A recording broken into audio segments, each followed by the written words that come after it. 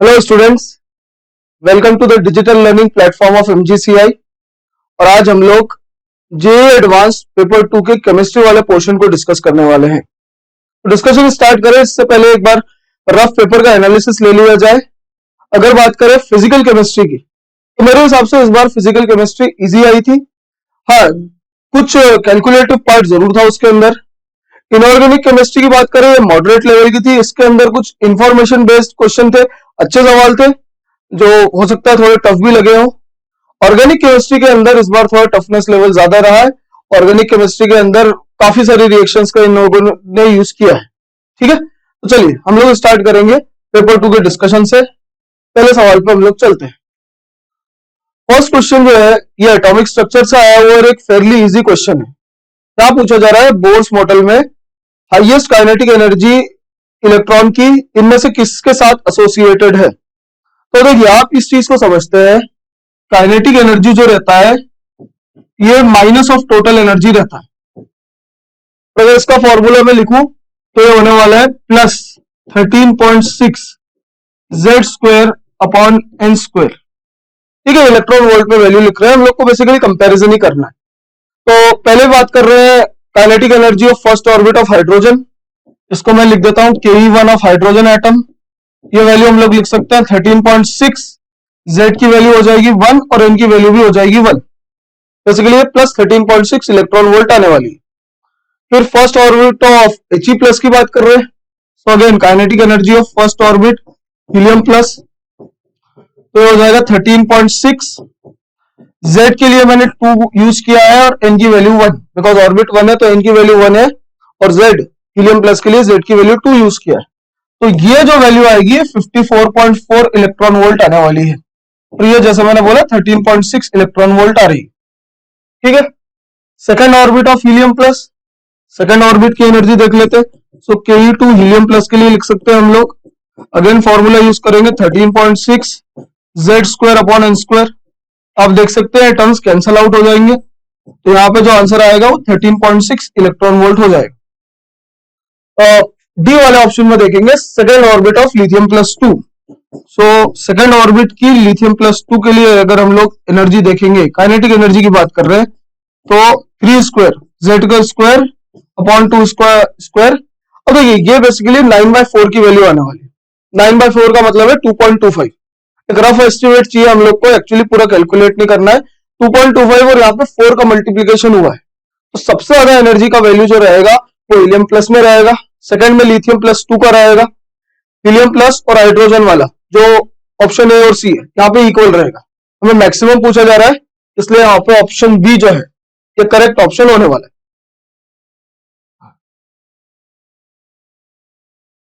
Next question देखेंगे। ये एक बढ़िया सवाल है और इजी सवाल है। ठीक है, बेसिकली लैंग्वेज इसकी थोड़ी सी कंफ्यूजिंग जरूर लग सकती है। ये एक सॉलिड स्टेट का क्वेश्चन है, इसके अंदर रेडॉक्स का भी थोड़ा सा कंसेप्ट यूज किया गया है। कहा गया है कि एक मेटल डेफिशिएंट ऑक्साइड है जहां पे फॉर्मूला है MxY2O4 और M जो है इसमें 2 ऑक्सीडेशन स्टेट है +2 और +3, जबकि Y जो है उसकी ऑक्सीडेशन स्टेट +3 है। आपसे पूछा है कितना फ्रैक्शन M+2 आयन का प्रेजेंट, जो फ्रैक्शन M+2 का है वो 1/3 है। तो वैल्यू ऑफ X पूछा गया है बेसिकली, है ना। अब इस चीज को आप समझो, M+2 का फ्रैक्शन दिया हुआ है 1/3, तो इसलिए हम लोग इसकी वैल्यू लिख देते हैं x इंटू 1/3। टोटल x है तो x इंटू 1/3, M+2 का अमाउंट हो जाएगा x/3। और अगर M+3 की बात करें तो बचा हुआ फ्रैक्शन जो है 2/3 ये हो जाएगा, तो इसका अमाउंट हो जाएगा 2/3x। ठीक है, ये तो हम लोगों ने अभी अमाउंट लिखा है। अब आप देख सकते हैं इस मॉलिक्यूल के ऊपर टोटल चार्ज 0 है। टोटल चार्ज 0 है मतलब अगर सबके ऑक्सीडेशन नंबर हम लोग ऐड करें तो वैल्यू 0 आने वाली है। ठीक है, तो ऑक्सीडेशन नंबर्स इक्वेट करते हैं। सो +2 वाला जो है ये x/3 था, इसके बाद में +3 वाला जो था ये 2x/3 रहा। y के 2 एटम्स है और y का ऑक्सीडेशन स्टेट +3 दिया हुआ है, सो 2 इंटू +3 ये y के लिए मैंने लिखा है। और उसके बाद में 4 ऑक्सीजन थे तो 4 इंटू -2 ये ऑक्सीजन की वैल्यू रही और टोटल चार्ज हुआ 0। Total atom neutral, total molecule neutral है।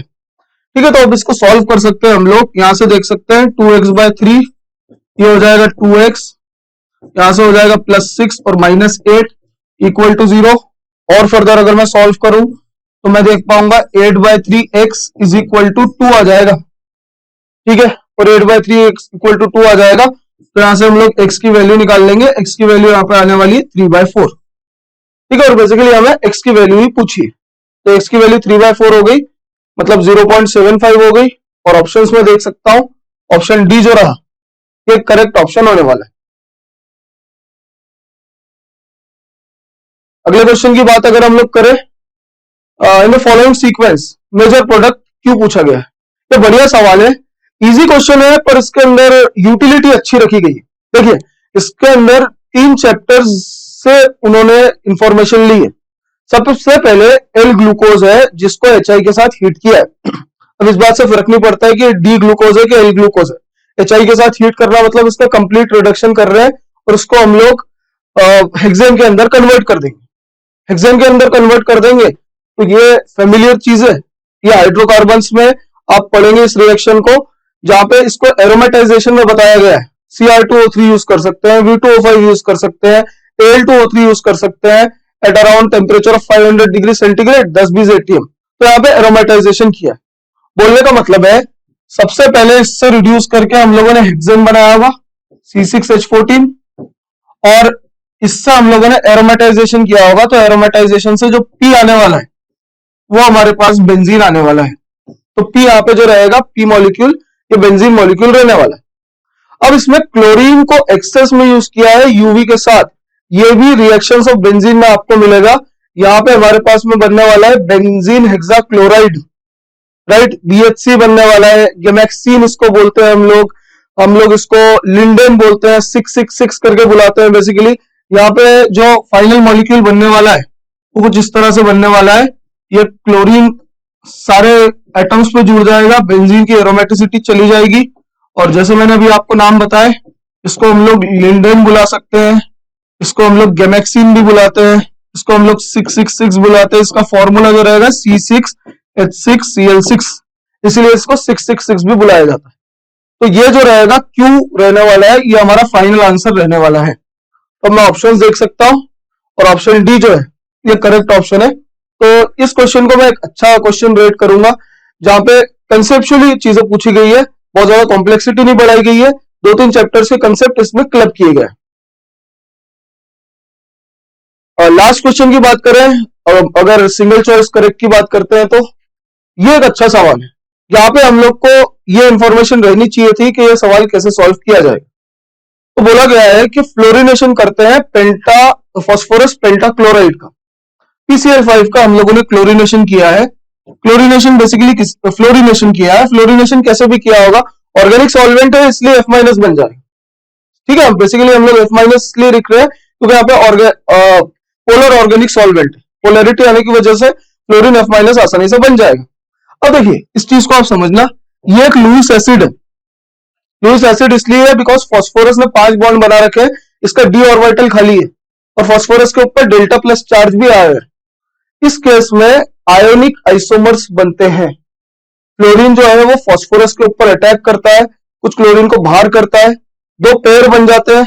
एक में फास्फोरस 4 कोऑर्डिनेशन नंबर के साथ प्लस चार्ज रखेगा, और दूसरे में फास्फोरस का जो कॉम्प्लेक्स बनेगा वो 6 कोऑर्डिनेशन नंबर का बनेगा और उस पर माइनस चार्ज आएगा। तो जैसे मैंने बोला ये इंफॉर्मेटिव है, ये आइडिया हम लोग को रहना चाहिए। तो यहां से एक पॉसिबिलिटी हो जाता है PCl4+। PCl4+ का डेफिनेटली ये पॉसिबिलिटी रहेगा PCl4+। जैसे मैंने बोला आयनिक आइसोमर्स बनेंगे, तो एक आयन बनेगा PCl4+ का, ये टेट्राहेड्रल आयन रहेगा आपका। और दूसरा आयन जो बन सकता है ये या तो PF6- बन सकता है, या फिर PCl4F2- भी बन सकता है, ठीक है। तो बेसिकली इस तरह के कंपाउंड्स यहाँ पे बन सकते हैं। और अब मैं ऑप्शन चेक कर सकता हूँ, ये दोनों करेक्ट ऑप्शन, ये जहां पे भी मिलेंगे करेक्ट ऑप्शन रहने वाला है। तो मैं देख सकता हूँ यहाँ पे ऑप्शन बी जो है यहाँ पे करेक्ट ऑप्शन होने वाला है, ठीक है। बेसिकली आप इसको एलिमिनेट भी कर सकते थे। पहले में अगर देखेंगे PF4+ नहीं बनने वाला, ठीक है, PCl4+ बनता है, PF4+ नहीं बनता है। PF4+ की स्टेबिलिटी ज्यादा अच्छी नहीं रहेगी, आप इस बात को समझ सकते हैं कि फ्लोरीन जुड़ा हुआ है। सेकेंडली फ्लोरीन का साइज भी छोटा है, तो PF4+ बनाने की टेंडेंसी बहुत कम रहेगी।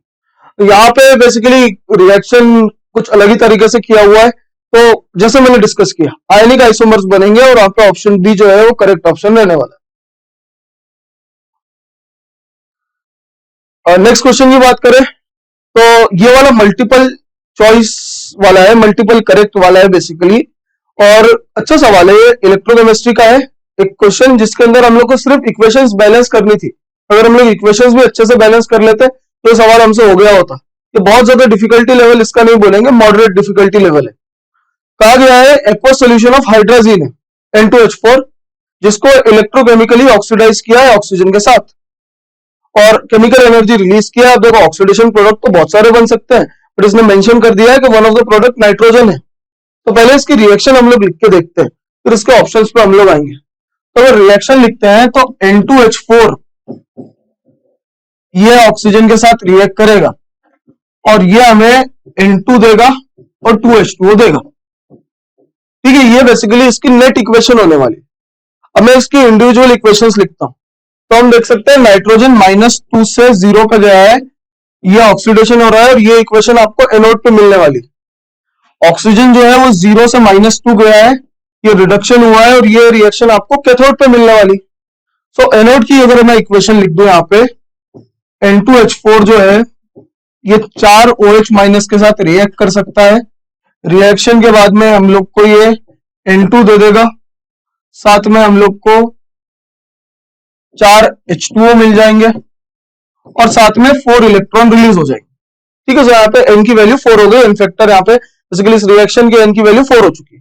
ठीक है, सेकंड में हम लोग देखते हैं कैथोड पे रिएक्शन। तो जैसे मैंने बोला कैथोड पे ऑक्सीजन रिड्यूस होने वाला है, तो O2 जो है ये H2O से रिएक्ट करेगा, 4 इलेक्ट्रॉन की प्रेजेंस में इलेक्ट्रॉन गेन होने वाला है और ये हमें बना देगा 4 OH-।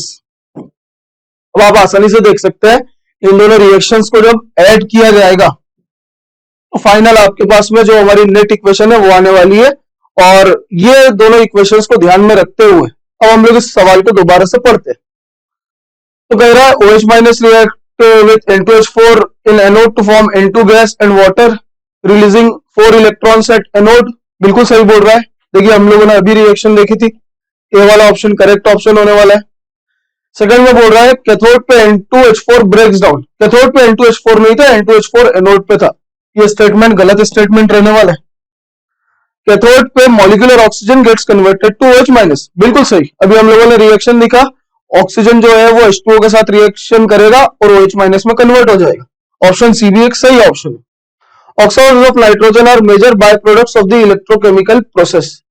ठीक है, इससे बेसिकली कोई मतलब नहीं निकलता है। इस अबव रिएक्शन के टर्म्स में बात कर रहे हैं हम लोग, तो इससे कोई फर्क नहीं पड़ने वाला है, इसलिए ये ऑप्शन भी जो है ये गलत ऑप्शन रहने वाला है। तो इस क्वेश्चन के लिए जो सही ऑप्शन रहने वाला है वो रहने वाला है ऑप्शन ए और ऑप्शन सी।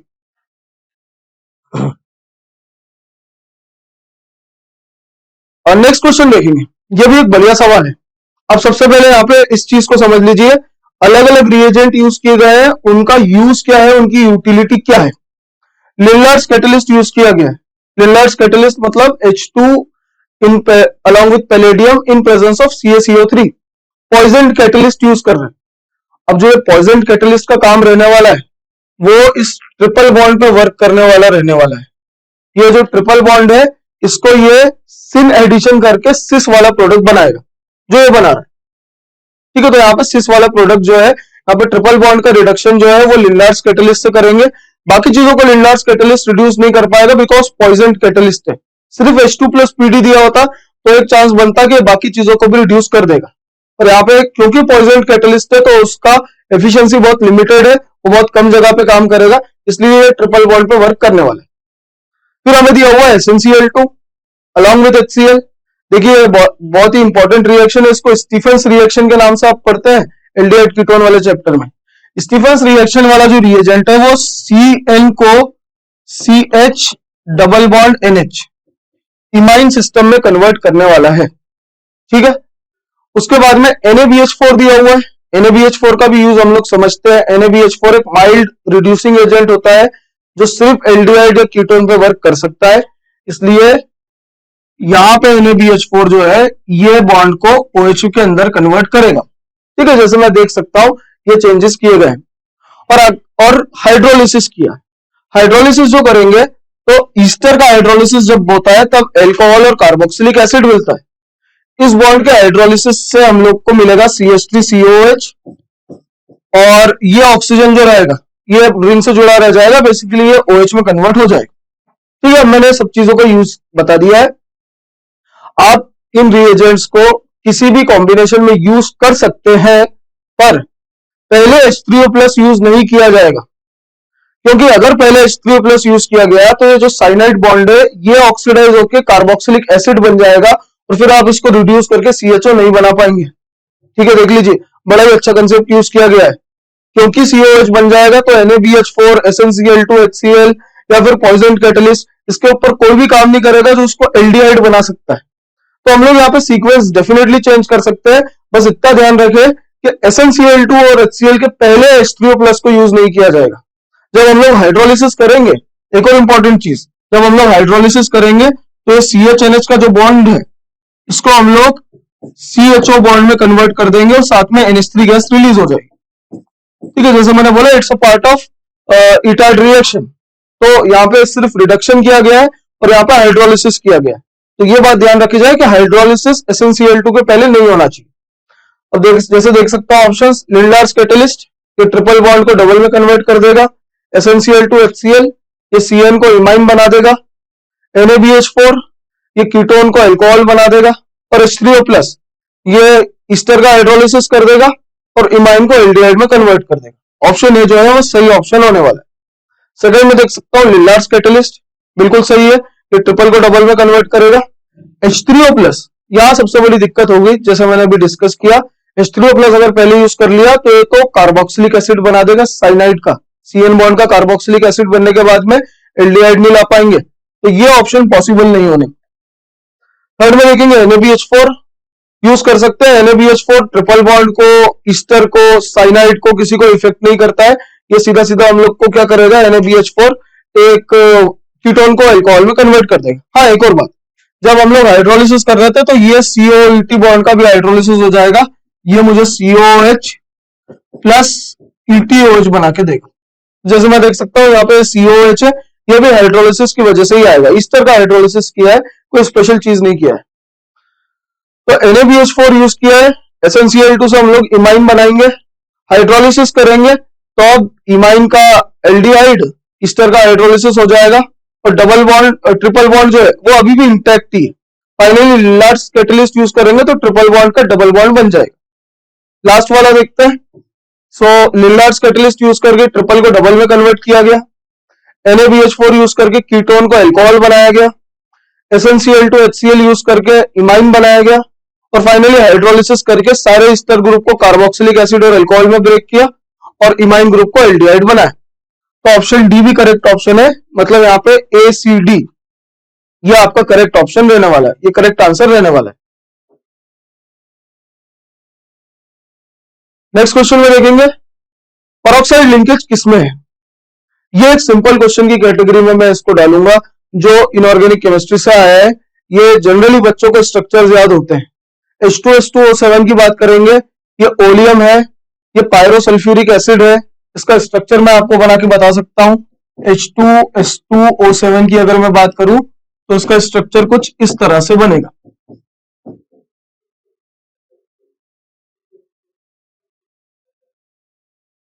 और मैं देख सकता हूं यहाँ पे कोई पेरोक्सी लिंकेज नहीं है।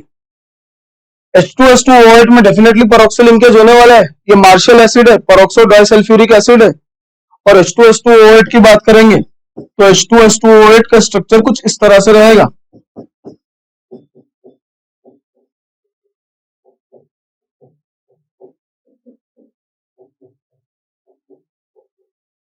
ठीक है, तो यहाँ पे एक पेरोक्साइड लिंकेज मिलने वाला है, तो ऑप्शन बी जो है वो करेक्ट होने वाला है।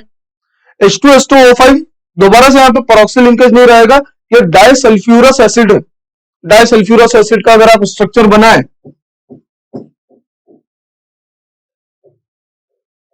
तो स्ट्रक्चर कुछ इस तरह से आपको दिखेगा। ठीक है, डाइसल्फ्यूरस एसिड है और मैं देख सकता हूं इसके अंदर कोई पेरोक्साइड लिंकेज नहीं है। आखिरी में H2SO5 की बात करें, ये भी बहुत कॉमनली नोन मॉलिक्यूल एक केरोज एसिड है, या फिर आप इसको परऑक्सी सल्फ्यूरिक एसिड भी बुलाते हैं। H2SO5 के स्ट्रक्चर की अगर बात की जाए तो ये स्ट्रक्चर कुछ इस तरह से आपको दिखेगा, और मैं क्लियरली देख सकता हूं यहाँ पे भी एक परऑक्साइड लिंकेज है। तो ऑप्शन डी जो है ये भी करेक्ट होने वाला है, इसलिए इस क्वेश्चन का आंसर रहने वाला है option B and option D.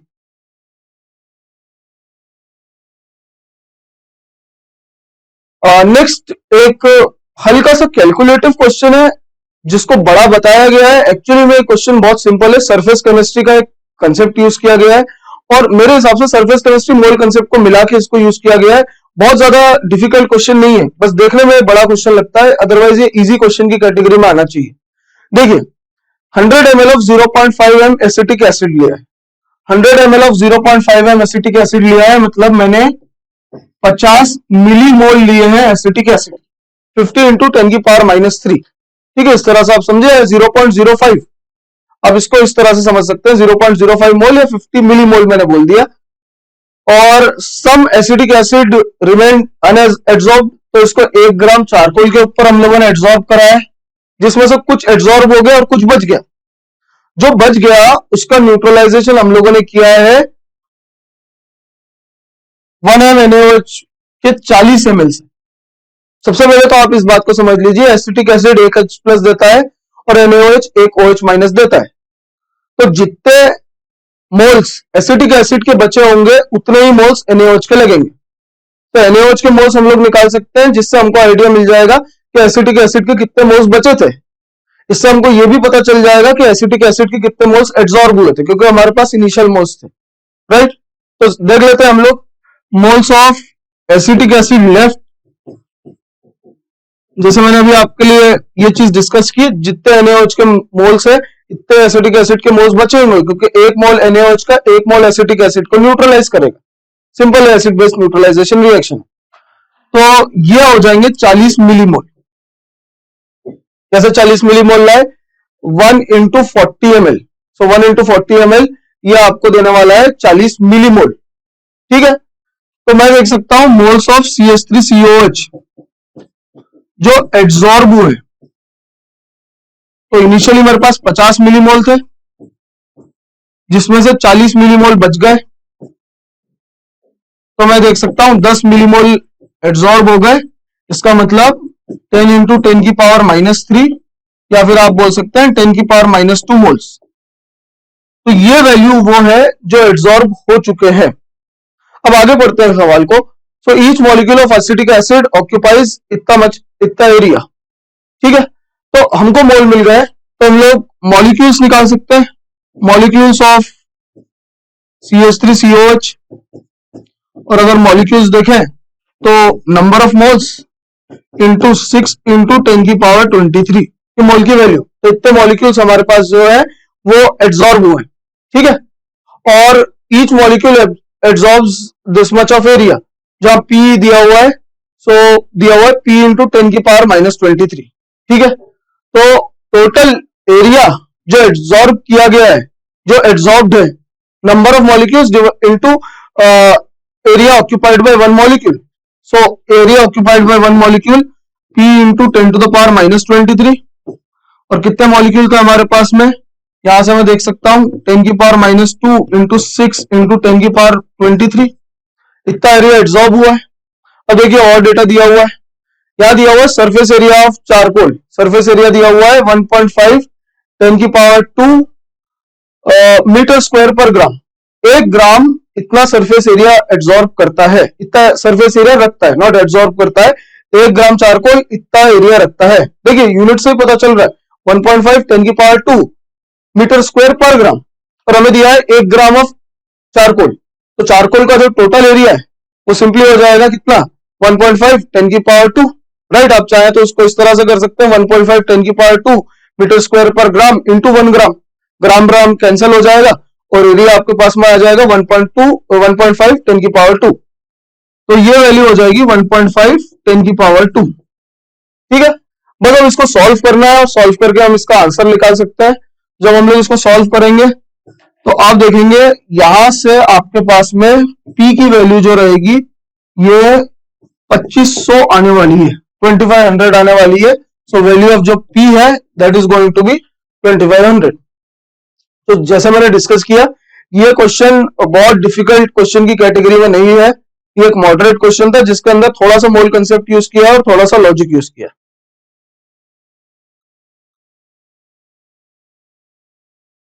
और नेक्स्ट क्वेश्चन देखिए, ये सॉल्यूशंस एंड कोलिगेटिव प्रॉपर्टी से एक क्वेश्चन पूछा गया है जिसमें अगेन क्वेश्चन बड़ा बताया गया है बट ये क्वेश्चन इजी था, ये फेयरली इजी क्वेश्चन था जो मैक्सिमम बच्चों को स्कोर करना चाहिए था। ठीक है, आप देखेंगे थोड़ा सा पढ़ेंगे। वेसल 1 में W2 gram of non volatile solute है और W1 ग्राम ऑफ वाटर है। ठीक है, चलिए वेसल 2 में W2 ग्राम दूसरे नॉन वोलेटाइल सोल्यूट है Y और वापस से W1 ग्राम ऑफ वाटर। दोनों वेसल का टेम्परेचर और प्रेशर सेम है। मोलर मास ऑफ X जो है वो 80% दैट ऑफ Y। बोलने का मतलब है अगर मैं मोलर मास ऑफ Y को M बोलूं तो मोलर मास ऑफ X को मैं 0.8 M बोल सकता हूं। देखिए लिखा हुआ है कि X का molar mass 80% that of Y है, तो X का मोलर मास 0.8 लिखेंगे और Y का मोलर मास M लिख देंगे। ठीक है, want of factor of X is 1.2 times that of Y। तो elevation of boiling point for vessel 1 is this much percent of vessel 2। Basically दोनों के डेल्टा टीबी का रेशियो लेना है, delta TB 1 divided by delta TB 2 करना है। तो पहले मैं एक्सप्रेशन लिखता हूं। डेल्टा टीबी 1 की अगर बात करें हम लोग तो हो जाएगा KB into W2 upon 0.8 M divided by W1 by 1000। ये मैंने मोलैलिटी का एक्सप्रेशन लिखा, इंटू I1 लिख देता हूं। I1 मतलब इसका वांट ऑफ फैक्टर। ठीक है, अब मैं डेल्टा TB2 लिख लेता हूं। डेल्टा TB2 भी मैं लिख सकता हूं KB, बिकॉज दोनों एक्वस सोल्यूशन है तो KB की वैल्यू सेम रहने वाली है। एक्वस सोल्यूशन के लिए हम लोग समझते हैं 0.52 जो रहेगा इसका KB का वैल्यू रहने वाला है। ठीक है, तो KB का वैल्यू जो रहेगा वो सेम रहेगा, इसके अंदर बहुत ज्यादा आपको चेंजेस नहीं करने। ये हो जाएगा W2 upon M divided by W1 by 1000 into I2। ठीक है, अब ये क्वेश्चन को ध्यान से पढ़े तो यहां बोला हुआ है want of factor of X is 1.2 times want of factor of Y। बोलने का मतलब है I1 अपॉन I2 की वैल्यू 1.2 भी दी हुई है।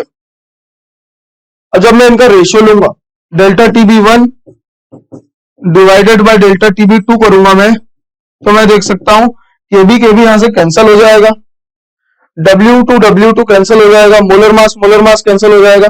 बेसिकली यहां से अगर आप देखेंगे ये टर्म्स को अगर आप ध्यान से देखेंगे तो आपके पास रेशियो आएगा 1.2 डिवाइडेड बाय 0.8। ठीक है, 0.8 जो है डिनोमिनेटर में चला जाएगा और I1 बाय I2 की वैल्यू 1.2 जो है वो न्यूमरेटर में आ जाएगी। तो ये जो वैल्यू आने वाली है ये 1.5 आने वाली है। ठीक है, रेशियो है। अगर परसेंटेज की बात करें तो उसको 100 से मल्टीप्लाई कर देंगे। तो अगर परसेंटेज की बात करेंगे तो उसको 100 से मल्टीप्लाई कर सकते हैं और आपके पास में आंसर आ जाएगा 150%। राइट, तो यहां पे आंसर जो रहने वाला है that is going to be 150%।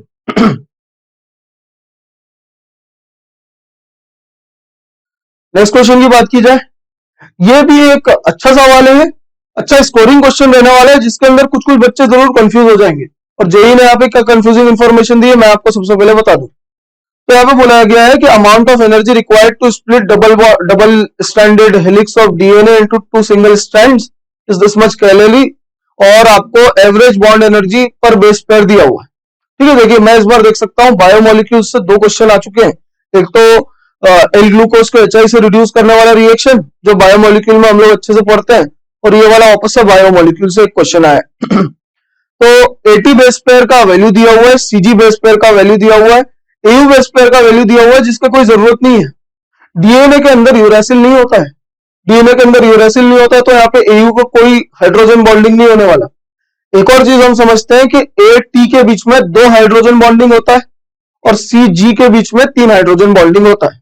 Right, तो बेसिकली मैं पहले AT बेस पेयर्स गिन लेता हूं। 1 2 3 4 5 6 7। तो अगर T है तो भी वो A से बॉन्ड करेगा और अगर A है तो भी वो T से बॉन्ड करेगा। तो 80 बेस पेयर में देख सकता हूं 7 है, और हर 80 बेस पेयर में 2 हाइड्रोजन बॉन्डिंग होती है, तो टोटल 14 हाइड्रोजन बॉन्ड्स रहेंगे, और हर हाइड्रोजन बॉन्डिंग की वैल्यू दी हुई है 1, तो यहां से आ जाएगा 14 किलो कैलोरी। ठीक है, अब हम लोग सीजी बेस पेयर गिन लेते हैं। तो सीजी देखेंगे 1, 2, 3, 4, 5 और 6। तो सीजी बेस पेयर जो है ये 6 है, और सीजी के बीच में 3 हाइड्रोजन बॉन्डिंग होती है।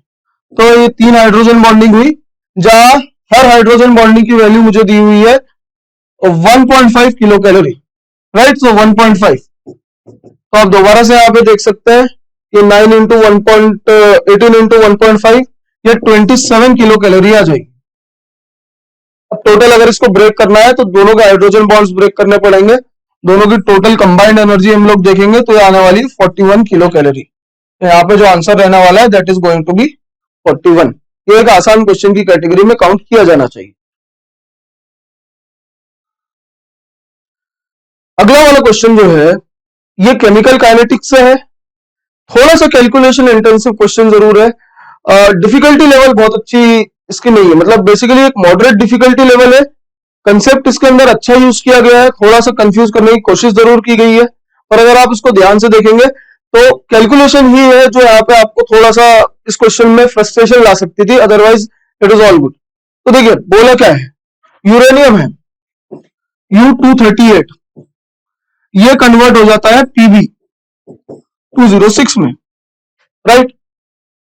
तो इनिशियली मान लीजिए इसके मोल्स A है तो ये 0 हुआ, समय के साथ इसके मोल्स A-X हुए तो ये X हो गया। ध्यान रखिए मोल्स बोल रहा हूं मैं, ठीक है। अब इसके बाद में बोला जा रहा है कि ratio of mass of Pb to that of U238 is found to be 7।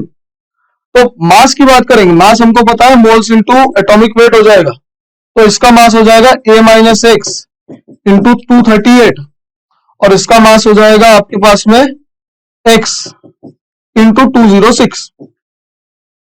ठीक है, तो बेसिकली हमें ये वैल्यू दी हुआ है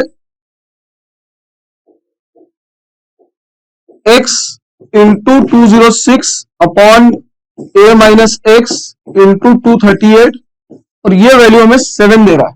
ठीक है, ये एक इक्वेशन बन गई जिसको बाद के लिए हम लोग यूज करेंगे और यहां से कुछ इंपॉर्टेंट रिजल्ट लाएंगे। अब बोला गया है टाइम पीरियड दिया हुआ है, एज ऑफ द सैंपल मतलब टाइम पीरियड, तो time period p into 10 to the power 8 दिया हुआ है, आपको बेसिकली p फाइंड करना है। तो हम लोग सिंपल फॉर्मूला लगाएंगे KT is equal to 2.303 log A naught by 80, और आपको हाफ लाइफ भी दी हुई है, हाफ लाइफ दिया हुआ है 4.5 10 की पावर 9। सो 4.5 10 की पावर 9 मतलब हाफ लाइफ का फॉर्मूला मुझे पता है, ये 2.303 लॉग 2 डिवाइडेड बाय k होता है, तो k की वैल्यू हो जाएगी 2.303 log 2 by T half. Basically यहाँ पे ln2 की वैल्यू 0.693 लेने के लिए बोला गया है। मैं जनरली इस फॉर्मूले से करना ज्यादा प्रेफर करता हूं, बिकॉज 2.303 दोनों साइड पे आएंगे और कैंसिल आउट हो जाएंगे, यहाँ पे सॉल्व करने में थोड़ी सी आसानी बढ़ जाएगी, राइट।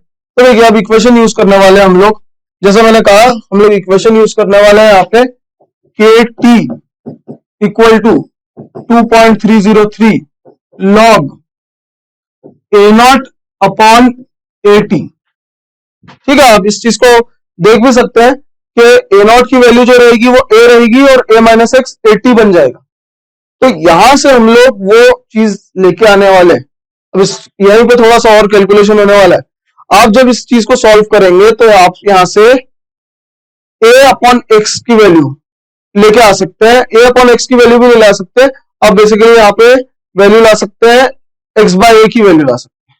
ठीक है, तो आप जब यहाँ पे सॉल्व करेंगे तो आपको दिखेगा कि a अपॉन A-X इसकी वैल्यू आपके पास में आ जाएगी 9.08। ठीक है, बेसिकली आप यहाँ पे किस तरह से किया होगा, देखो बड़ा ही सिंपल सा केस है। मैं इसका इनवर्स ले लूंगा, तो a अपॉन एक्स एक्स की तरह से आ जाएगा, इनवर्स भी नहीं लेंगे। चलिए इसको x अपॉन A-X कर देंगे, इन दोनों टर्म्स को वहां पे भेज देंगे, तो हमारे पास में x अपॉन A-X आ जाएगा, दोनों साइड पे +1 कर लेंगे। मैं इसको थोड़ा सा सॉल्व करके बताऊंगा। देखिए यहां से x अपॉन A-X कैलकुलेट करेंगे तो 8.08 की वैल्यू आएगी। ठीक है, अब मैं दोनों साइड पे 1 प्लस कर देता हूं, तो x upon a minus x plus 1 is equal to 8.08 plus 1। तो आप ये देख सकते हैं यहाँ पे कि यहाँ पे आ जाएगा a upon a minus x और ये आ जाएगा 9.08। इस तरह से मैं a upon a minus x की वैल्यू लेके आ जाऊंगा जो मैं यूज करूंगा उस इक्वेशन में, और इसका लॉग है तो ये भी चीज देख लेते हैं। लॉग ऑफ 9.08 ये वैल्यू अप्रोक्सीमेटली 0.95 होने वाली है। इस वैल्यू को मैं आगे यूज करूंगा इसलिए पहले से मैं आपको बता रहा हूं। अब देखें इस इक्वेशन को। सो के टी के की जगह मैं लिख सकता हूं 2.303 log 2 divided by T half, और अगर टी हाफ की मैं बात करूं तो टी हाफ मुझे दिया हुआ है 4.5 10 की पावर 9। ठीक है, सो टी हाफ की वैल्यू मैं रख देता हूं 4.5 10 की पावर 9, और p जो दिया हुआ ये दिया हुआ था p into 10 to the power 8। ठीक है, जैसे मैंने अभी आपसे डिस्कशन किया p जो रहेगा that is age of the sample, और एज ऑफ द सैंपल यहाँ पे दिया हुआ p into 10 to the power 8। So ये वैल्यू हम लोगों ने रख दी which is equal to 2.303 log of, ये वैल्यू मैंने अभी कैलकुलेट करके आपको बताई थी कि 9.08 की वैल्यू होने वाली। ठीक है, तो यहां से देखिए आप कैंसिल कर लेते हैं हम लोग टर्म्स को, और जब मैं इसको सॉल्व करूंगा तो आप देखेंगे p की वैल्यू जो रहेगी वो 1437 इसके आसपास का आंसर आने वाला है। ये थोड़ा सा कैलकुलेशन इंटेंसिव क्वेश्चन है। यहाँ पे अगर आपका एग्जैक्टली 1437 नहीं आ रहा, 143.7 sorry, that is going to be 143.7 years, 143.7 years आएगा। अगर यहाँ पे आंसर 144, 145, 142 थोड़ा मोड़ा भी रहेगा तो बेसिकली जेईई एडवांस इस चीज को कंसिडर करता है, इसलिए जरूरत नहीं है कि आप एग्जैक्टली 143, क्योंकि हमको इंटीग्रल वैल्यू पुट करनी है तो जरूरी नहीं आप एग्जैक्टली 143 पुट करके आए, थोड़ा मोड़ा कैलकुलेशन के अंदर आपको लीनियंसी रहेगा। चले अगले सवाल की बात की जाए। यहाँ पे कुछ कॉम्प्लेक्सेस दिए हुए हैं मुझे और ज्योमेट्री पूछा है, टेट्राहेड्रल ज्योमेट्री पूछा है। अब देखिए ये सिंपल सवाल है कोऑर्डिनेशन कंपाउंड का जो कॉमनली हो जाना चाहिए। इसके अंदर एक मॉलिक्यूल है जो मुझे अच्छा लग रहा है, जो सेकंड मॉलिक्यूल, तो सेकंड मॉलिक्यूल पे अच्छा डिस्कशन कर सकते हैं। पहला वाला है COCN4 होल 4 -4। कोबाल्ट पे यहाँ पे +2 चार्ज आने वाला है, और कोबाल्ट पे +2 चार्ज आने वाला है मतलब यहाँ पे D7 कॉन्फ़िगरेशन होने वाला है। साथ में आपके पास में स्ट्रॉन्ग फील्ड लिगेंड है, तो ये स्क्वायर प्लेनर कॉम्प्लेक्स बनेगा, ये DsP2 बन जाए। ठीक है, सेकंड वाले को देखूंगा CO होल थ्राइस NO। अब देखिए यहाँ पे जो लिगेंड यूज किया गया है नाइट्रोसोनियम लिगेंड यूज किया गया है, +1 चार्ज वाला यूज किया गया है, तो कोबाल्ट पे यहाँ पे -1 चार्ज आएगा। पहली बात, अगर कोबाल्ट -1 का कॉन्फ़िगरेशन देखूंगा तो ये 4s2 3d8 होगा, पर जो लिगेंड यूज कर रहे हैं ये एक स्ट्रॉन्ग फील्ड लिगेंड है, तो बैक पेयरिंग करा देगा। जैसे हम लोग NiCO होल 4 का आपने देखा होगा, NiCO होल 4 का भी हम लोगों ने हाइब्रिडाइजेशन निकाला होगा, NiCO होल 4 के अंदर भी बैक पेयरिंग हो जाता है और ये 4s2 का इलेक्ट्रॉन बैक पेयर करके 3d10 बना देता है। उसी तरह से ऑलमोस्ट सिमिलर कंसेप्ट यहाँ पे भी यूज किया गया है, तो बैक पेयर करके आपको 3d10 चला जाएगा, और अगर 3d10 हो गया तो d ऑर्बिटल खाली नहीं रहा, ये sp3 होने वाला है। तो ये वाला जो रहेगा ये sp3 है, और मैं इसको बढ़िया एक कंसेप्ट क्रिएट करूंगा। XCF4 की बात करेंगे, XCF4 एक सिंपल ज्योमेट्री रखता है। XCF4 DsP2 basically square planar shape रखेगा, sp3 D2 इसका हाइब्रिडाइजेशन आएगा, और यहाँ पे आप देख सकते हैं 2 लोन पेयर रहेंगे। ठीक है, तो ये स्क्वायर प्लेनर हाइब्रिडाइजेशन है, ये मॉलिक्यूल भी मैं काउंट नहीं कर रहा हूँ। PCl4 प्लस डेफिनेटली ये मॉलिक्यूल हम लोगों ने अभी डिस्कस किया था थोड़ी देर पहले। PCl4 प्लस एक टेट्राहेड्रल ज्योमेट्री रखेगा, क्योंकि प्लस चार्ज है तो फास्फोरस के ऊपर अब लोन पेयर नहीं है और सिर्फ 4 बॉन्ड्स बनाएगा ये, तो टेट्राहेड्रल sp3 हाइब्रिडाइजेशन रह जाएगा इसका, तो ये भी टेट्राहेड्रल मॉलिक्यूल रहने वाला है। ICl4 माइनस की बात करेंगे तो ICl4 माइनस XCF4 जैसा रहेगा। ICl4 जो रहेगा PTCl4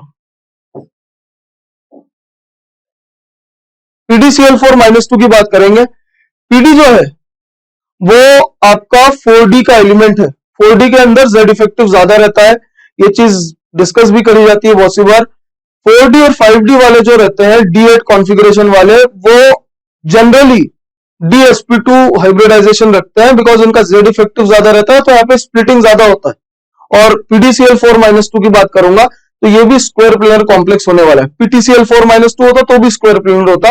बेसिकली Cl एक वीक फील्ड लिगेंड है, पर सिर्फ वीक फील्ड डिपेंड नहीं करेगा, वो Z इफेक्टिव पे भी डिपेंड करता है, क्योंकि पैलेडियम 4D का एक एलिमेंट है, यहाँ पे Z इफेक्टिव ज्यादा रहता है, तो इनके बीच में इंटरेक्शन कुछ ऐसा होता है कि ये भी स्ट्रॉन्ग फील्ड की तरह बिहेव करने लग जाता है। तो ये मॉलिक्यूल जो रहेगा ये स्क्वायर प्लेनर रहने वाला है। ICl4- की बात करूं, ICl4- की बात करूं तो बिल्कुल HCF4 जैसी ज्योमेट्री रखेगा। आयोडीन के पास में 7 इलेक्ट्रॉन, माइनस चार्ज की वजह से आप उसको 1 इलेक्ट्रॉन बढ़ा दीजिए, 8 इलेक्ट्रॉन हो गए, तो 4 बॉन्ड पेयर 2 लोन पेयर। बोलने का मतलब है ये ICl4 का इसी तरह से मॉलिक्यूल बनेगा, आयोडीन और 4 chlorine along with 2 lone pairs, तो ये भी स्क्वायर प्लेनर ज्योमेट्री बनेगा। CuCl4-3 की बात करेंगे, देखो यहाँ पे कॉपर जो है +1 है, और कॉपर +1 है मतलब D10 कॉन्फ़िगरेशन है। अब D10 कॉन्फ़िगरेशन है तो D ऑर्बिटल इन्वॉल्व हो नहीं सकता, ये sp3 होना पड़ेगा, तो ये भी एक मॉलिक्यूल टेट्राहेड्रल होने वाला। और P4 की बात करेंगे, व्हाइट फॉस्फोरस। व्हाइट फॉस्फोरस का स्ट्रक्चर बड़े अच्छे से हम लोगों ने पढ़ा होगा। व्हाइट फॉस्फोरस जो रहता है ये sp3 हाइब्रिडाइजेशन का रहता है, इसमें बॉन्ड एंगल 60 डिग्री का रहता है और हाईली अनस्टेबल रहता है एंगुलर स्ट्रेन की वजह से। बट एनीवेज टेट्राहेड्रल ज्योमेट्री की बात की है तो P4 जो है ये भी टेट्राहेड्रल ज्योमेट्री रखेगा। तो मैं ऑप्शंस देख सकता हूं, बेसिकली यहाँ पे 1 2 3 4 4 ऐसे मॉलिक्यूल है जिनकी टेट्राहेड्रल ज्योमेट्री है, तो इसका आंसर रहने वाला है 4, और उसका फाइनल आंसर रहेगा। चलिए अगले सवाल की ओर। ये एक बढ़िया क्वेश्चन है, बढ़िया है, बहुत ज्यादा बोल सकते हैं डिफिकल्ट नहीं है, पर इसके अंदर चीजें सोचनी पड़ेगी, ठीक है, इतना एविडेंटली चीजें नहीं बताई गई। तो देखिए पहले इसमें बोला गया है C6H6O3 टाइप का एक मॉलिक्यूल है। C6H6O3 तो है यहाँ पे, पर ये फेरिक क्लोराइड टेस्ट दे रहा है, और फेरिक क्लोराइड टेस्ट दे रहा है तो पक्की बात है फिनॉल है, ठीक है। सेकेंडली ये बोल रहा है कि इसमें इंट्रामोलिकुलर एच बॉन्डिंग नहीं हो रही। अगर इंट्रामोलिकुलर एच बॉन्डिंग नहीं हो रही तो 2 एच ग्रुप पास में नहीं हो सकते। तो देखिए पहले मैं पी का स्ट्रक्चर प्रेडिक्ट करता हूं आपके लिए। पी का जो स्ट्रक्चर रहेगा वो इस तरह से बनने वाला है,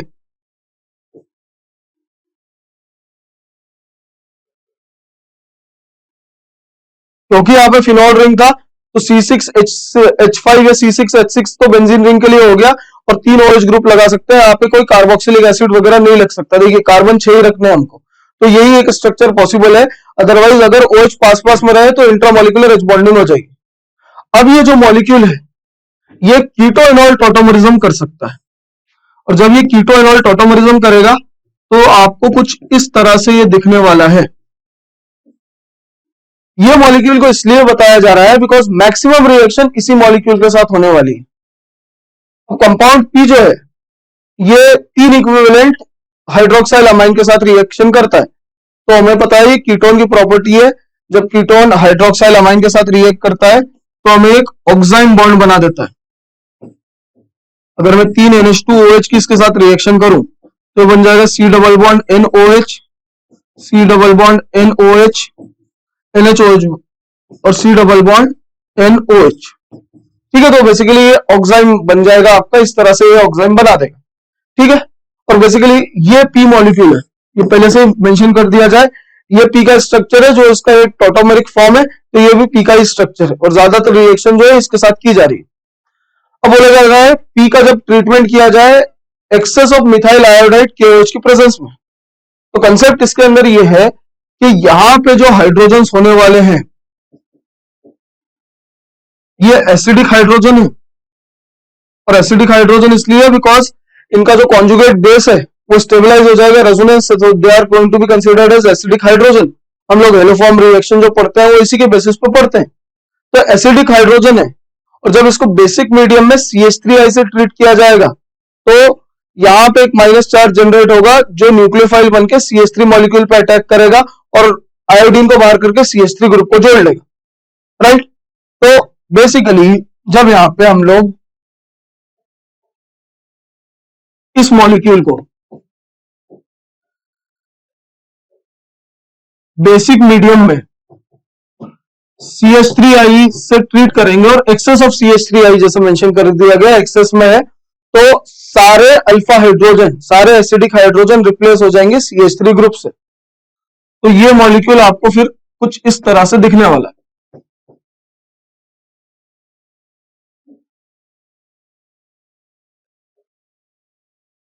ठीक है, ये मॉलिक्यूल बन चुका है आफ्टर ट्रीटमेंट विथ CH3I। तो देखते हैं दोबारा से आगे क्या बोल रहा है।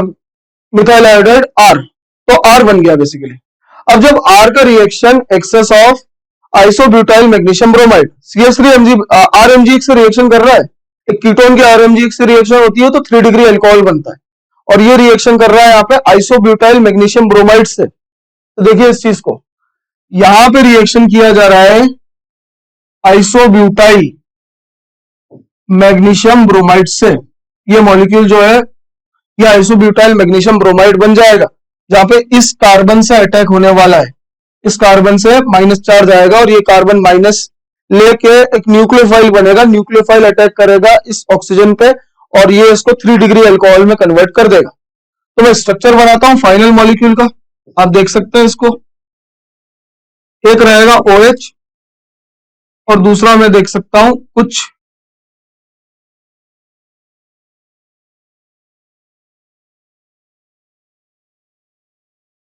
इस तरह का ग्रुप जुड़ जाएगा। ठीक है, हाँ, ये इस तरह का कुछ ग्रुप जुड़ जाएगा।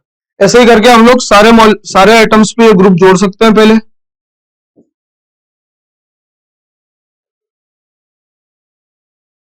और यहाँ पे मैं जैसे पहले भी बता चुका हूं 2 मिथाइल ग्रुप पहले से थे, तो इस तरह का कुछ मॉलिक्यूल यहाँ पे बन जाएगा। अब हमें पूछा हुआ है कितने CH3 ग्रुप है इस फाइनल प्रोडक्ट में, तो मैं काउंट कर सकता हूं नंबर ऑफ CH3 ग्रुप। आप देख सकते हैं यहाँ पे 1 2 3 4 4 है, और ऐसे 3 सिस्टम बने हुए हैं। यहाँ पे एक सिस्टम हो जाएगा, यहाँ पे सिस्टम हो जाएगा, सो 4 इंटू 3 टोटल 12 CH3 ग्रुप इस फाइनल प्रोडक्ट के अंदर प्रेजेंट रहेंगे। तो आंसर देख सकते हैं यहाँ पे, आंसर जो रहने वाला है वो रहने वाला है 12। ये बेसिकली S की बात कर रहा है, तो इस मॉलिक्यूल को R बताया गया है और इस मॉलिक्यूल को S बताया गया है। तो S के अंदर हमसे पूछा गया है कितने मिथाइल ग्रुप है, जैसे मैंने एक्सप्लेन किया यहाँ पे टोटल 12 मिथाइल ग्रुप रहने वाले। चलिए अगले क्वेश्चन की ओर चलेंगे हम लोग। तो बेसिकली आप देखिए एक पैराग्राफ बेस्ड क्वेश्चन है जहां पे बहुत बढ़िया कंसेप्ट यूज किया गया है। ये सवाल एक ऐसा सवाल है जो पूरा हर कोई नहीं सॉल्व कर पाता, इसके लिए काफी सारी इंफॉर्मेशन आपको पता होनी चाहिए थी। ठीक है, अब हम लोग इस सवाल को सबसे पहले पढ़ते हैं, उसके बाद थोड़ा सा इसका मतलब निकालते हैं, फिर लाइन टू लाइन इसको सॉल्व करने की कोशिश करेंगे। तो ऐसा बोला गया है कि एक ऑर्गेनिक कंपाउंड है P, जिसका मॉलिक्यूलर फॉर्मूला हमें दिया हुआ है C9H18O2, जो डीकलराइज कर देता है ब्रोमीन वाटर को। अब इस चीज को देखिए, फॉर्मूला है C9H18, इसका मतलब डिग्री ऑफ अनसैचुरेशन 1 है।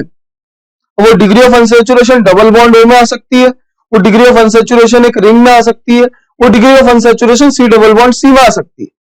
पर नेक्स्ट स्टेटमेंट उसने बोल दिया है कि ये डीकलराइज करता है किसको, ब्रोमीन वाटर को। अगर ब्रोमीन वाटर को डीकलराइज कर रहा है, सीधी सी बात है C double bond C present होने वाला है, क्योंकि मैंने C डबल बॉन्ड C का प्रेजेंस प्रिडिक्ट कर दिया है, इसलिए हमारा C डबल बॉन्ड O अब नहीं हो सकता है और हमारे पास रिंग नहीं हो सकता। ये एक ओपन चेन रहने वाला है जिसके अंदर एक C डबल बॉन्ड C और 2 OH ग्रुप रहने वाले। Also shows positive iodoform test. Positive iodoform test, इस तरह का system positive iodoform test show करता है, राइट। तो बोलने का मतलब है एक OH जो रहेगा वो कुछ इस तरह के सिस्टम में अटैच रहेगा।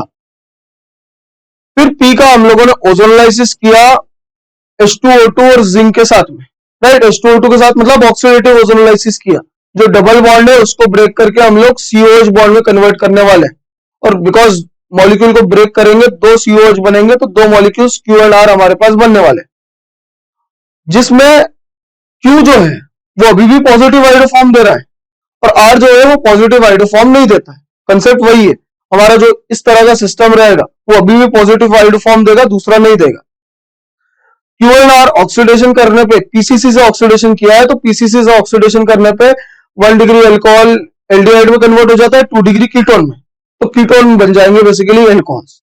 ठीक है, एस और टी देते हैं, फॉलोड बाय हीटिंग। देखिए बड़ा अच्छा कंसेप्ट यूज किया गया है यहाँ पे। बीटा कीटो एसिड को जब हीट किया जाता है तो डी कार्बोक्सिलेशन कर जाता है। बीटा डाई कार्बोक्सिल बीटा नहीं, alpha alpha di carboxylic acid, geminal di carboxylic acid भी डी कार्बोक्सिलेशन करता है और बीटा कीटो एसिड भी डी कार्बोक्सिलेशन करता है। तो यहाँ पे जो सिस्टम बनना पड़ेगा वो beta dicarboxylic acid, beta keto acid बनना पड़ेगा। यहां से क्या इंफॉर्मेशन मिल रहा है मुझे, OH बॉन्ड जो रहेगा वो डबल बॉन्ड के रिस्पेक्ट में बीटा पोजीशन पर रहेगा, क्योंकि जब ये डबल बॉन्ड के रिस्पेक्ट में बीटा पोजीशन पर रहेगा तो मैं ऑक्सीडेटिव ओजोनलाइसिस करके सबसे पहले डबल बॉन्ड को COH में कन्वर्ट करूंगा और फिर जो OH रहेगा PC से C डबल बॉन्ड O बनेगा। तो बीटा पोजीशन पे ही कीटो ग्रुप को रहना पड़ेगा। देखिए ये सारी चीजें बताई जा रही है और S और T दोनों आइडोफॉर्म टेस्ट शो करते हैं। उसके बाद में एक पॉलीमराइजेशन रिएक्शन कराया गया है जिसको मैं थोड़ी देर में लेता हूं। सबसे पहले ये जो चीजें बनाई गई है मैं उसको बताता हूं। तो देखिए आप सबसे पहले इसको समझिए।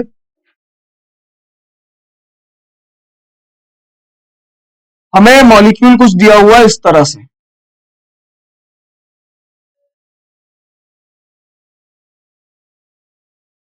ठीक है। ये मॉलिक्यूल दिया हुआ है 1 2 3 4 5 6 7 8 9, 9 कार्बन दिया हुआ, जिसके अंदर एक OH ग्रुप यहां पे रहेगा।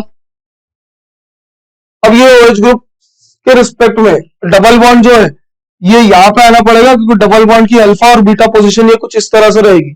तो डबल बॉन्ड यहाँ पे आएगा तो ये बीटा पोजीशन पे OH आएगा और जैसे मैंने डिस्कस किया जब PCC से इसको ट्रीट करेंगे तो बीटा कीटो एसिड बनना चाहिए ताकि डीकार्बोक्सिलेशन हो जाए। और इसका भी बीटा देख लेते हैं, अल्फा बीटा, दूसरा OH का यहाँ पे आ रहा है, ठीक है। सबसे पहला तो ये इंफॉर्मेशन हो गया। अब ये पॉजिटिव आइडोफॉर्म दे सकता है, यहाँ पॉजिटिव आइडोफॉर्म नहीं दे सकता। इसको हम लोग ऑक्सीडेटिव ओजोनलाइसिस कर लेते हैं। Zn नॉट Zn बेसिकली, हम लोग इसका ओजोन से रिएक्शन कर लेते हैं फॉलोड बाय H2O2। तो ये बॉन्ड्स ब्रेक हो जाएंगे और यहाँ पे डाई कार्बोक्सिलिक एसिड बन जाएगा। तो पहला कार्बोक्सिलिक एसिड मैं देख सकता हूं इस तरह से रहने वाला है और दूसरा कार्बोक्सिलिक एसिड मैं देख सकता हूं कुछ इस तरह से रहने वाला है।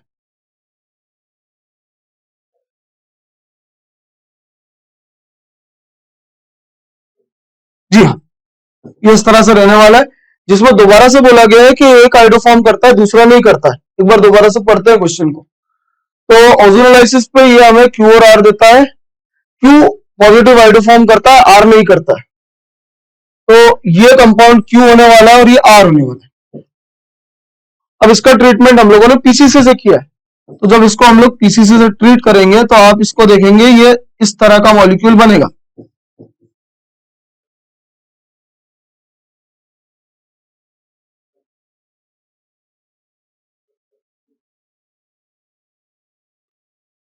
ठीक है, इस तरह के दो मॉलिक्यूल्स बन जाएंगे। अब जब इसको हीटिंग करेंगे तो हीट करने पे हमारे पास कुछ इस तरह का मॉलिक्यूल बन जाएगा। अब देखिए ये पॉजिटिव आइडोफॉर्म टेस्ट देगा यहां से और इसको हीट कर देंगे तो ये एसीटोन बन जाएगा। हीट करने पे एसीटोन बन जाएगा और एसीटोन तो आप देख ही सकते हैं कि पॉजिटिव आइडोफॉर्म डेफिनेटली देने वाला, ठीक है। तो यहां देखते हैं basically Q and R, Q और R बन रहा है और Q और R से S और T रिस्पेक्टिवली बनेगा, ठीक है। तो Q से हमारे पास में बन जाएगा S, ये मॉलिक्यूल बनने वाला है S और ये मॉलिक्यूल बनने वाला है T। ये सारी इंफॉर्मेशन अभी तक मुझे सप्लाई की गई है क्वेश्चन में, ठीक है। अब देखिए तो यहाँ पे कुछ क्वेश्चंस भी पूछे गए हैं। सबसे पहले सवाल पढ़ते हैं हम लोग। यहाँ पूछा गया है sum of number of oxygen atom in S and T. S में मैं देख सकता हूँ एक ऑक्सीजन है और टी में भी एक ऑक्सीजन है, तो यहाँ पे 1 + 1, इसका आंसर आने वाला है 2। Sum of oxygen molecules is going to be 2। Second देखें, सेकेंड पूछा गया है मॉलिक्यूलर वेट ऑफ यूज। ये सबसे इंपॉर्टेंट है, अब इसको आप जरा समझिए। ये जो नेक्स्ट वाला है ये कुछ ही बच्चों को पता होगी मेरे हिसाब से। कोपोलिमराइजेशन किया गया है Q और R का, 500 moles of Q along with 500 moles of R और एक सिंगल एसाइक्लिक कोपॉलीमर बनता है। ये बड़ा इंपॉर्टेंट कंसेप्ट है, तो पहले आप इसको देखिए। तो जैसे ये देखा है ये मॉलिक्यूल आपके पास में बनेगा, ये बीटा हाइड्रोक्सी वेलेरिक एसिड है। और दूसरा एसिड अगर मैं देखूं तो ये बीटा हाइड्रोक्सी ब्यूटारिक एसिड है, और जब बीटा हाइड्रोक्सी ब्यूटारिक एसिड और बीटा हाइड्रोक्सी वेलेरिक एसिड का कोपॉलीमराइजेशन किया जाता है तो एक बड़ा मॉलिक्यूल बनता है जिसका नाम होता है PHBV। ठीक है, इसका बेसिकली नाम जो रहता है पॉली बीटा हाइड्रोक्सी ब्यूटाइरेट को बीटा हाइड्रोक्सी वेलेरेट। ठीक है, मैं इसका फुल फॉर्म लिखता हूं।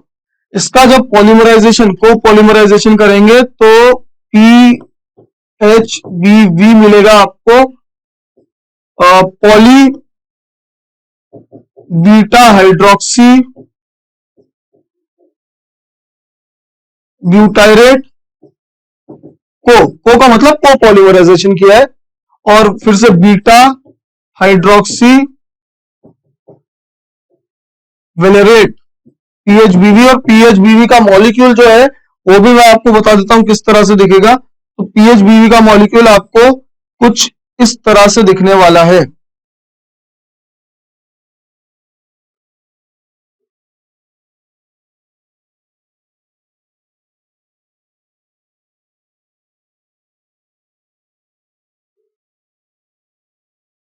ठीक है, ये मॉलिक्यूल जो मैंने बनाया है ये PHBV का मॉलिक्यूल है। ठीक है, अब देखिए ये चीज आपको समझनी पड़ेगी। जब 500 यूनिट्स पूरे ज्वाइन हो जाएंगे तो एंड में यहां पे एक OH ग्रुप बचा होगा और यहां पे एंड में बेसिकली एक हाइड्रोजन ग्रुप बचा होगा। तो इसके 500 यूनिट्स बनेंगे। इसका फॉर्मूला रहने वाला है C9H14O4। अब देख सकते हैं, उसको काउंट कर सकते हैं। और इसका वेट जो रहने वाला है वो रहने वाला है 186। और हमें टोटल मॉलिक्यूलर वेट पूछा है दूसरे में, टोटल मॉलिक्यूलर वेट पूछा है तो 186 इसके 500 यूनिट और आखिरी में एक हाइड्रोजन और OH। तो हाइड्रोजन और OH का वेट मिला के अगर आप देखेंगे 18, तो 186 इंटू 500, 500 यूनिट्स जो बनेंगे, 500 कोपॉलीमर्स बनेंगे इसके, क्योंकि 500 500 मोल्स रिएक्ट करे गए, प्लस H1 और OH17। तो यहां से आप जब कैलकुलेट करेंगे तो 93018 ये फाइनल आंसर आपके पास में आने वाला है। ठीक है, तो मैं देख सकता हूं अगला वाला मॉलिक्यूलर वेट ऑफ U, और मॉलिक्यूलर वेट ऑफ U जो है 93018, ये होने वाला है इसका फाइनल आंसर। राइट, सो एक बढ़िया सवाल था, मैं इसको बोलूंगा, जिसका फर्स्ट पार्ट जो है वो प्रेडिक्टेबल था, जिस हो जाना चाहिए था। इसका सेकंड पार्ट जो है वो बड़ा अच्छा पार्ट था। ये जो बहुत अच्छे से जिसने प्रिपरेशन की होगी वो डेफिनेटली ये वाला पार्ट करेक्ट कर पाएगा जो हम लोगों ने यहाँ पे डिस्कस किया। आखिरी दो सवाल है फर्स्ट सेकंड वाले पेपर के, तो देखते हैं। यहां से एक इनऑर्गेनिक का क्वेश्चन पूछा गया है जिसकी डिफिकल्टी लेवल मॉडरेट है, जिसके अंदर थोड़ा सा इंफॉर्मेशन आपको पहले से पता होना चाहिए।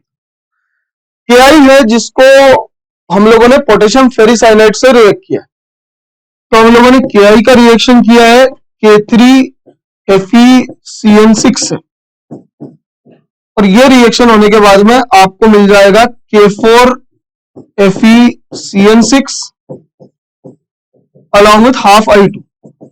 अब इस रिएक्शन को 2KI plus 2K3FeCN6 gives 2K4FeCN6 plus I2 भी लिख सकते हैं, डिपेंड करता है। बेसिकली स्टोइकियोमेट्री आप चेंज कर सकते हैं, राइट। एक स्ट्रॉन्ग एसिडिक मीडियम में बेसिकली ये रिवर्सिबल रिएक्शन है, पर स्ट्रॉन्ग एसिडिक मीडियम में फॉरवर्ड रिएक्शन जारी है। ठीक है, चलिए। और बोला गया है कि जब इससे जिंक क्लोराइड का रिएक्शन किया गया है एक स्पेरिंगली सोल्यूबल कॉम्प्लेक्स बनेगा।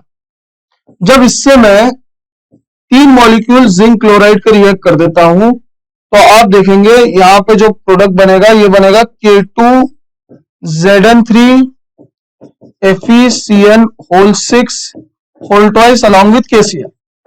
ठीक है, बेसिकली हम लोग को ये स्टोइकियोमेट्री जज करनी है। तो अब देखिए सवाल क्या पूछ रहा है, सवाल पूछ रहा है number of moles of potassium iodide required to produce 2 moles of P। ये मॉलिक्यूल को हम लोगों ने P बुलाया है, तो मैं स्टोइकियोमेट्री से देख सकता हूं KI का 1 मोल P प्रोड्यूस करता है। तो अगर 2 मोल K4FeCN6 2 मोल P के प्रोड्यूस करना है तो आपको 2 मोल KI के लगेंगे। तो यहां पे जो आंसर रहने वाला है वो रहने वाला है 2। सेकंड क्वेश्चन ये पूछ रहा है कि कितने जिंक आयन प्रेजेंट है मॉलिक्यूलर फॉर्मूला ऑफ क्यू में। तो जैसे मैंने बताया मॉलिक्यूलर फॉर्मूला ऑफ क्यू रहेगा K2Zn3 FeCN6 होल ट्वाइस। मैं देख सकता हूं उसके अंदर 3 जिंक आयन रहने वाले हैं, तो इसका आंसर रहने वाला है 3। ठीक है, सो बेसिकली ये हमारा पेपर था पार्ट 2 का। जैसे मैंने डिस्कस किया, ऑर्गेनिक में अच्छे सवाल आए थे, फिजिकल काफी स्कोरिंग था, फिजिकल में स्कोर किया जाना चाहिए था। इनऑर्गेनिक एक मॉडरेटली डिफिकल्ट था। कुछ कुछ क्वेश्चंस जैसे यहाँ पे देखेंगे तो इसका फर्स्ट पार्ट जो था वो काफी प्रेडिक्टेबल था, सेकंड पार्ट में थोड़ा ज्यादा नॉलेज चाहिए था। इस 16-17 की बात करें तो फर्स्ट पार्ट आसानी से हो जाना चाहिए था, सेकंड पार्ट में भले थोड़ा सा डिफिकल्टी हो सकता था। तो इनऑर्गेनिक एक मॉडरेट डिफिकल्टी लेवल की थी। ओवरऑल मैं बोलूंगा कि इनऑर्गेनिक इस बार थोड़ी सिंपल आई है as compare to other years, और फिजिकल थोड़ी सिंपल आई। Thank you very much.